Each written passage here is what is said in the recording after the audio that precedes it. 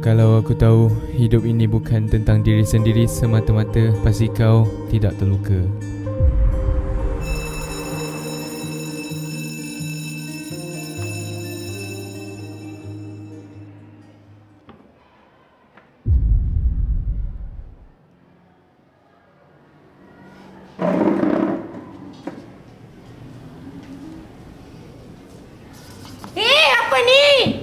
Apalah masalah kau ni suka sangat warna merah? Merah? Kau ni penyabar sangat lah. Kalau aku tu, dah lama dah kena.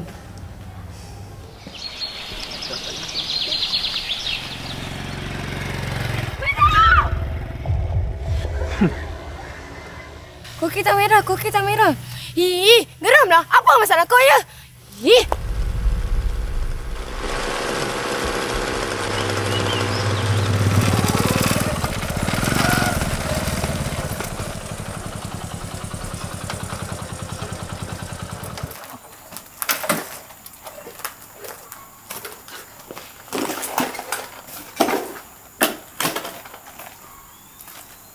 Ngah, kalau ada benda nak cakap kau sikit.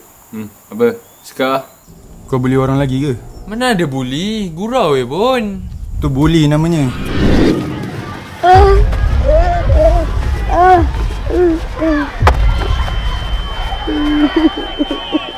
Sebab dia orang tu lemah, lembik. Memang layak kena bully. Kau tak boleh macam tu, Ngah. Kau tak boleh hidup dalam selambang kau. Semua tak faham aku. Ngah, mak bapak kita dah tak ada dah, Ngah. Tinggal kita dua je ni. Kau dengarlah cakap aku. Apa-apa je lah. Tak perlu khawatir, ku hanya terluka. Terbiasa untuk pura-pura tertawa.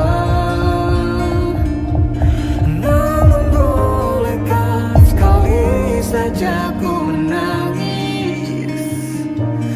sebelum kembali membohongi diri.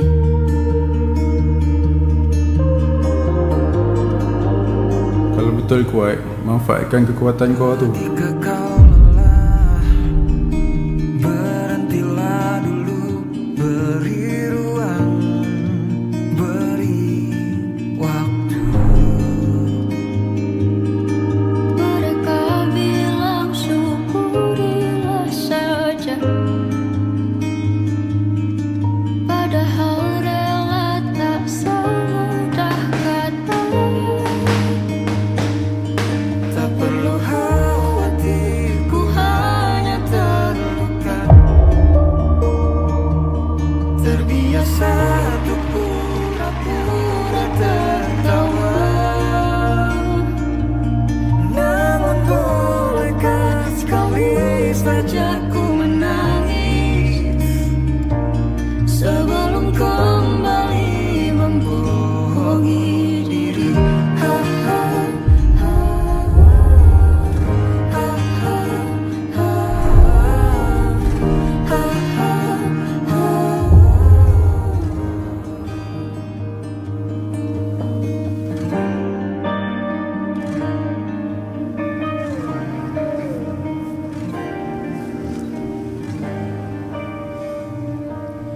Maira,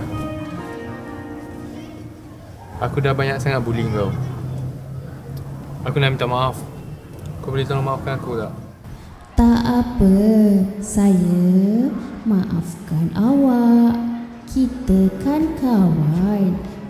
Okey? Andai angin mengulang sebuah masa yang telah usai, kan ku telah isi bumi hanya untukmu. Terima bunga maafku. Aku sentiasa percaya kesabaran dan kemaafan mampu membuka ruang hati kamu yang kegelapan. Dan akhirnya aku tahu menyayangi dan mengasihi sahabat adalah lebih baik dari menyakiti mereka.